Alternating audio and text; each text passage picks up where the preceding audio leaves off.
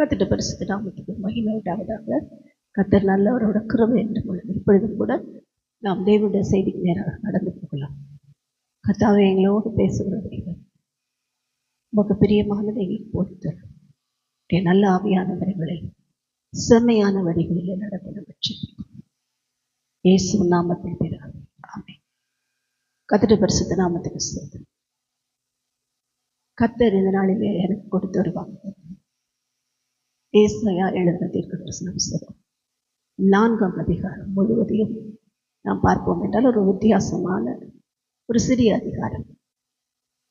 அந்த அதிகாரத்தில் பார்க்கும்போது முதல் பகுதி யூத ஸ்திரீகளுடைய பாவங்களை குறித்து எழுதியிருக்கிறது.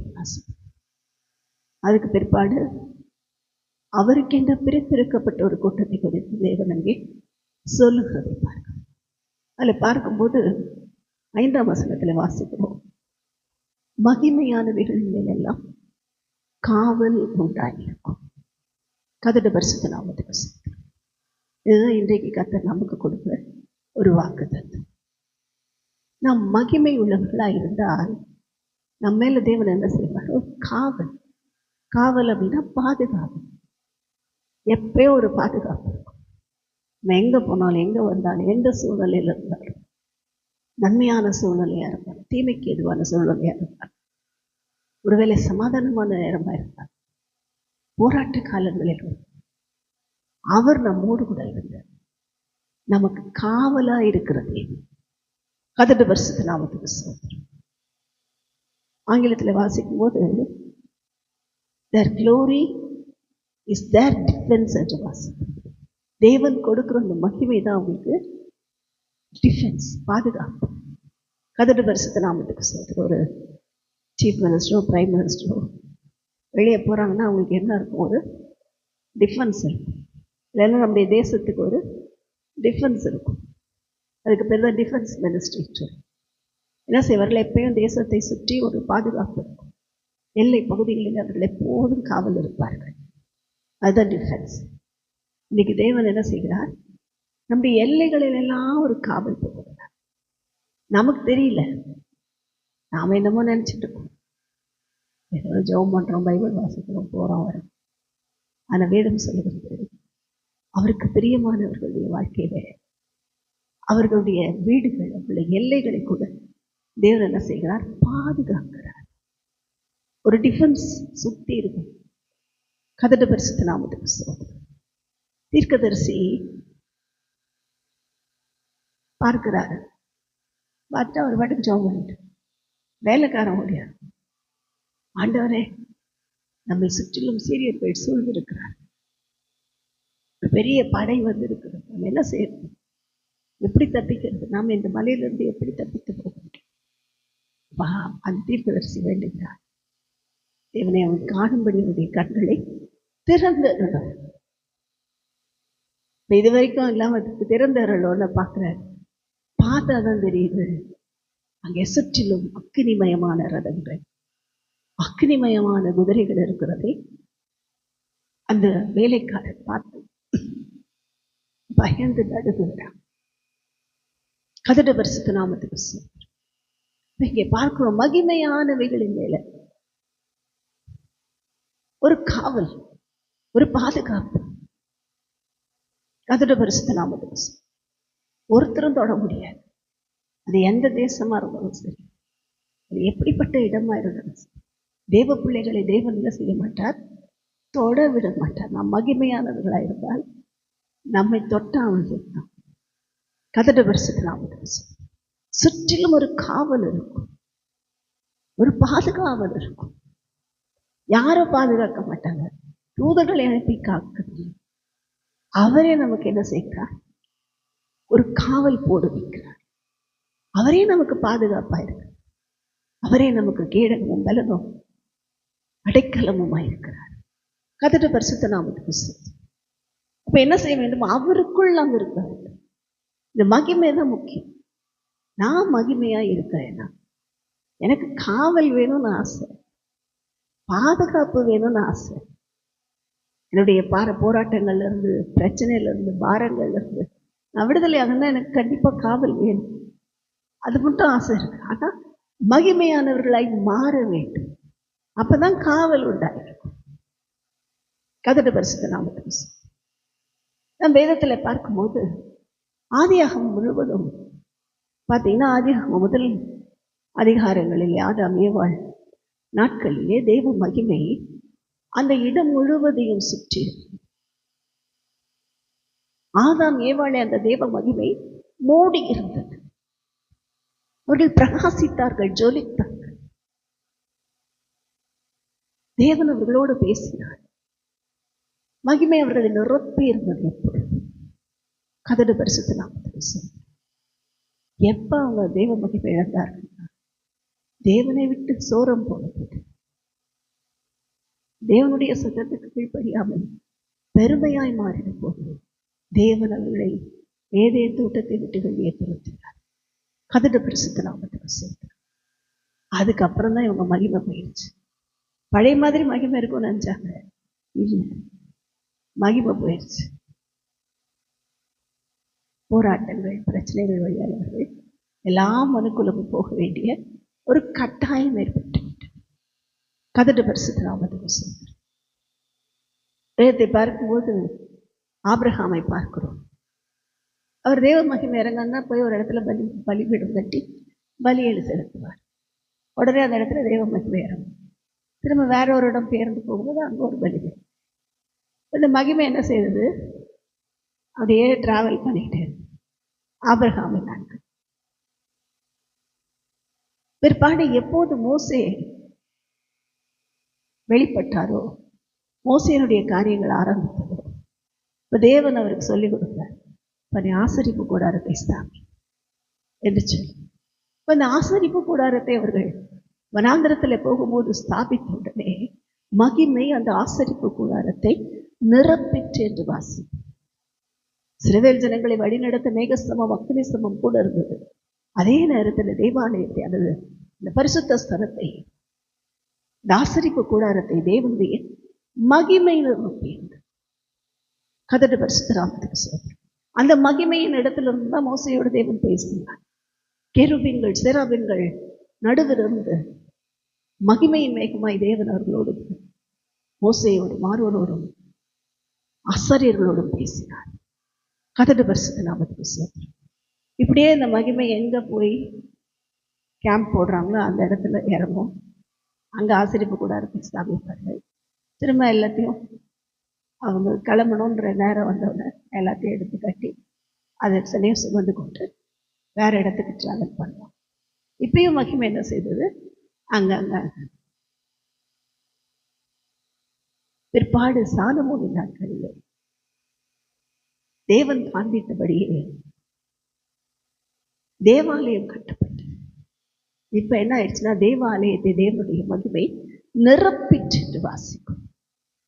உடனே ஜனங்க நினைச்சிட்டாங்க, ஆஹா, தேவ மகிமை தேவாலயத்தை தவிர எங்கேயும் கிடையாது, தேவ ஆலயத்துக்கு போனா போதும், நான் எப்படி இருந்தா பரவாயில்ல, ஆலயத்துக்குள்ள போனா எனக்கு மகிமை வந்துடும் நினைச்சிட்டாங்க. கதடு பரிசுத்த நாமத்துக்கு ஆராதனையை அவர்கள் வெறுத்து ஆலயத்தை முக்கியப்படுத்தினார்கள். அர்ப்பணிப்பை வெறுத்து சடங்காச்சாரங்களை முக்கியப்படுத்தினார்கள். அதனால தேவ மகிமை அங்கே நிலைக்கல. அதனால்தான் நேபுகாத்நேச்சார் வந்து அதை இடித்து விட்டு போனார். தேவாலயத்தை இடித்து அதில் இருக்க வெள்ளி பொண்ண பொருள் எல்லாம் எடுத்துட்டு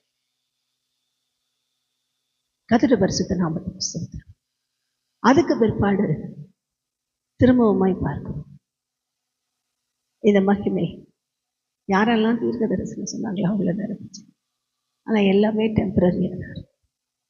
ஆனால் ஒரு நாள் வந்தது, இயேசு கிறிஸ்து சொல்லப்பட்ட தீர்க்க தரிசனத்தின்படி இந்த பூமியில் வந்த போது வேதம் சொல்லுகிறது, கிறிஸ்துவானவர் மகிமையின் ரகசியமாக உங்களுக்குள் இருக்கிறது.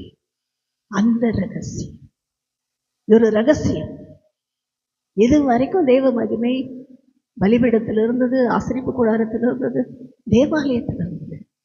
இப்ப என்ன ஆயிடுச்சு, இயேசு பிறந்தது நமக்காக மரித்த உடனே, ஒரு உயிரோட எழுந்த உடனே அந்த மகிமை எங்கேயோ இல்லை, நமக்குள்ளே வாசம் பண்ணவர், கிருபையினாலும் சத்தியத்தினாலும் நிறைந்தவராய் உங்களுக்குள்ளே வாசம் பண்ணினார் என்று வேதத்தில் வாசிக்கிறோம். கர்த்தருடைய பரிசுத்த நாமத்துக்கு ஸ்தோத்திரம். அவருக்கு பேர மகிமையின் கர்த்தர். அவர் நமக்குள்ள வாசம் பண்ணுகிறார். இப்ப ஆசரிப்பு கூடாரமோ பலிபீடமோ தேவாலயமோ தனித்தனியா இல்லை, எல்லாம் நமக்குள்ள இருக்கு. அதனாலதான் அழகாய் அப்போஸ்தலனாகிய பவுல் எழுதும்போது கொரிந்தியருக்கு எழுதும்போது, நீங்கள் தேவனுடைய ஆலயமாய் இருக்கிறீர்கள் என்று அறியாதிருக்கிறீர்களா? இப்ப யார் தேவாலயம்? நம்ம தான். நமக்குள்ளதான் இருக்கு. இந்த மகிமை வேற எங்கேயோ போல, நமக்குள்ளே வாசம் பண்ணுகிற இந்த மகிமை ஒவ்வொரு நாளும் நமக்குள்ளே வளரும். ரட்சிக்கப்பட்டப்போ ஒரு மகிமை இருந்திருக்கும், ஒரு விதமான முகப்பொழிவு இருந்திருக்கும். மகிமை இருந்தாலே முகம் அழகா, முகம் நல்லா கலர் ஆகிடும், முகம் நல்லா பளபளன்னு ஆகிடும். அவங்களை பார்க்கும்போது தெரியும் இவங்க தெய்வீகமானவர்கள்னு தெரியும். நான் கலர் சொல்றது ஒயிட் இல்லை. கர்த்தருடைய பரிசுத்த நாமத்துக்கு ஸ்தோத்திரம். தேவனுக்கு முன்பாக இருக்கிற ஒரு பிரசன்னம், அந்த பிரசன்னத்தினாலே முகம் பிரகாசிக்கும். அது என்ன கலரா இருந்தாலும் சரி, ஒரு பிரகாசம் இருக்கும். ஏனென்றால் மகிமையின் ரகசியம் நமக்குள்ள இருக்கிறபடி. கர்த்தருடைய பரிசுத்த நாமத்துக்கு ஸ்தோத்திரம். இந்த பிரகாசம் எல்லாம் கர்த்தருடைய பிள்ளைகளுக்கும் நிச்சயமாய் உண்டாயிருக்கும். ஆனா எப்படின்னா, மகிமைக்கு மகிமை வேறுபடும். நட்சத்திரத்துக்கு நட்சத்திரம் வேறுபடுகிறது போல, ஒரு நட்சத்திரத்துக்கு இன்னொரு நட்சத்திரத்துக்கும் மகிமை வேறுபட்டிருக்கிறது என்று வேதம் சொல்கிறது.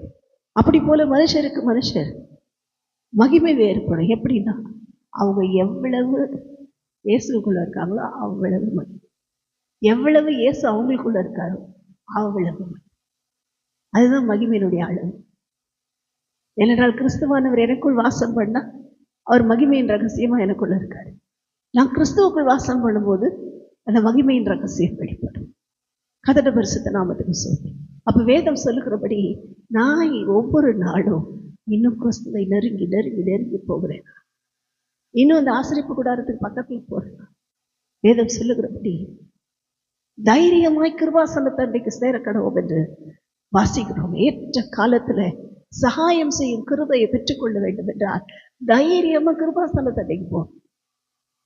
அந்த பரிசுத்தம் நமக்கு அவசியம். அதனாலதான் அந்த மகிமை என்னன்னா, ஆதாம் ஏவாள் பெற்ற மகிமை. அவர்கள் எப்படி தேவனை போல இருந்தார்கள், அவருடைய சாயலாகவே இருந்தார்கள். வேற யார் மாதிரி இல்லை, அவங்களுக்கு தான் அறிவு இல்லை. நம்ம யார் மாதிரி இருக்கணும் அவங்களுக்கு தெரியல. அப்பா பண்ற காரியங்கள் எல்லாம் பிள்ளை அப்படியே பார்த்து ரசம்பலாம், பிள்ளைக்குள் பிரதிபலிக்கும். அம்மாவுடைய முகசாயம் பிள்ளைக்கு கண்டிப்பா இருக்கும். காரணம் என்ன? அவர்களுடைய மாடல் இவங்க. அதே போலதான் தேவன் படைக்கும் போது திரித்துவம் உள்ளவராய் ஆதாமை ஏவாளை படைத்த போது அவருடைய சாயலா அவருடைய ரூபத்தின்படி சிருஷ்டிக்கப்பட்டார். அதை தான் இழந்துட்டாங்க, அவரோட சாயலை இழந்துட்டாங்க.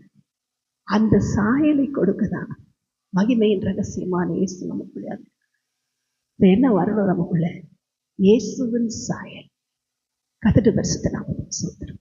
அதனாலதான் பாட்டு பாடும்போது தேவ சாயலாக மாறி தேவனோடு இருப்பேன், எப்போதும் தேவனோடு இருப்பேன். தேவ சாயலாக்கி நம்ம அவர்கிட்ட இருக்கிறது தான் இன்னைக்கு கிறிஸ்தவத்தினுடைய மேன்மை. கர்த்தருடைய பரிசுத்த நாமத்துக்கு ஸ்தோத்திரம். இப்ப தேவன் விரும்புகிறதெல்லாம் மகிமையானவைகளின் மேல் காவல் போட விரும்புகிறார். நான் என்ன பண்ண, ஒவ்வொரு நாளும் என்னுடைய மகிமையை புதுப்பித்துக் கொள்ள வேண்டும். ஒவ்வொரு நாளும் அந்த மகிமை எனக்குள்ளே பலப்பட வேண்டும். நான் கண்ணாடியில காண்கிறது போல இப்ப என்ன பார்க்கிறேன். ஆனா இயேசு வரும்போது நான் எப்படி பார்ப்பேன்? அவருக்கு ஒப்பாயிருப்பேன். அந்த ஒரு நம்பிக்கை. எப்ப அவருக்கு ஒப்பாயிருப்போம்? அவரை மாதிரி நடக்கணும், அவரை மாதிரி பேசணும், அவரை மாதிரி சிந்திக்கணும். அவர் என்னெல்லாம் செஞ்சாரோ அதை நாம் செய்யணும். அதுதான் இயேசு கிறிஸ்துவனுடைய சுபாவம். அடி தடி, இந்த கிறிஸ்தவர்களுக்குள்ள அடிப்பை உதைப்பை குத்துவன்றதெல்லாம் அசுத்தாவிகள். அது மனிதர்கள் அல்ல, அவர்களுக்குள்ள இருக்கிறது. கிறிஸ்தவங்களா இருந்தாலும் சரி, அடிக்கிறேன் உதைக்கிறேன்றானா அவன் இயேசுனுடைய பிள்ளையே இல்லை. கர்த்தருடைய பிள்ளைகள் இயேசு கிறிஸ்துவை போல சாயலை அறிந்திருக்க வேண்டும். அடுத்தவங்களை அழிக்கவும் நினைக்கிறது இயேசுவின் சாயல் இல்லை. தீமை செய்த யூதாசை கூட இயேசு அழிக்கவில்லை. கதடு பரிசுத்தராமத்துக்கு சொல்லுங்கள். அவருடைய சாயலை நாம் தரித்து கொள்ளுங்கள். அதுதான் சொல்லிக் கொடுத்தார். மத்திய 5ஆம் அதிகாரங்கள் எல்லாம் வாசிப்போம். இரக்கமுள்ளவர்கள் பாக்கியவான்கள், சாந்த குணம் உள்ளவர்கள் பாக்கியவான். இதெல்லாம் ஏதோ சும்மா சொல்லியிருக்காருங்க இல்லை. சொல்லப்பட்ட ஒவ்வொரு வார்த்தையிலும் இயேசு தன்னை வெளிப்படுத்தினார். அப்படி வாழ்ந்தார். சாந்த குணமுள்ளவர்கள் பாக்கியவான்கள் சொல்லிட்டு அவர் ஏடா குணம் அல்ல இல்லை, அவர் சாந்த குணத்தை காண்பித்தார். சாந்த ஸ்வரூபியா இருந்தார். கதடு பரிசுத்தராமத்துக்கு வாய் திறவாமல் இருக்கிற ஆட்டுக்குட்டியை போல இருந்தார். இப்ப இன்றைக்கு நாம் அதை கற்றுக்கொள்ள வேண்டும். அது ரொம்ப கஷ்டம். விட ஒருத்தவங்க சண்டைக்கு வராங்க, நம்ம வாய் மூட்டிட்டு இருக்கிறது ரொம்ப கஷ்டம். இருந்து பார்த்தா தெரியும். அடிக்கடி சொல்லுவேன், கர்த்தருடைய பிள்ளைகளோட வாழ்க்கையில வேதம் சொல்லுகிறபடி எனக்கு ஒரு நீதி இருக்கு, ஆனா அந்த நீதியை நான் செய்யக்கூடாது. அது சுயநீதி. வேதம் சொல்லுகிற தேவனுடைய நீதியை குறித்து கொரிந்தியருக்கு எழுதின நிருபத்தில் வாசிக்கிற 1ஆம் அதிகாரத்துல நம்ம வாசிக்கும் போது அழகாய் சொல்லுகிறார். தேவ நீதி என்ன செய்கிறது? மற்றவங்களுக்கு பார்க்க பைத்தியமா இருக்கு, ஆனா நமக்கு அது தேவ பலன். இயேசு கிறிஸ்துவை குறித்த அந்த நீதியை நாம் பிரசங்கிட்டு, இல்லைன்னா நாம் இயேசு கிறிஸ்துவ நீதியை நாம் பின்பற்ற. நாம் அமைதியா இருந்து பார்த்தா தெரியும் அவங்களுக்கு தேவன் யார் என்று காண்பிப்பார். அவர்களுடைய காரியங்கள் எல்லாம் பைத்தியமாக்கி போடும். அகிதோப்பேலின் ஆலோசனைகளை பைத்தியமாக்கிற பரிசுத்தர் நம்மோடு கூட இருக்கிறார். இன்னைக்கு நமக்கு விரோதமாக எழுப்புகிற எல்லா வல்லமைகளையும் அழித்து போட அவர் வல்லம். கதடு பரிசுத்தராமத்துக்கு சொல்றார்.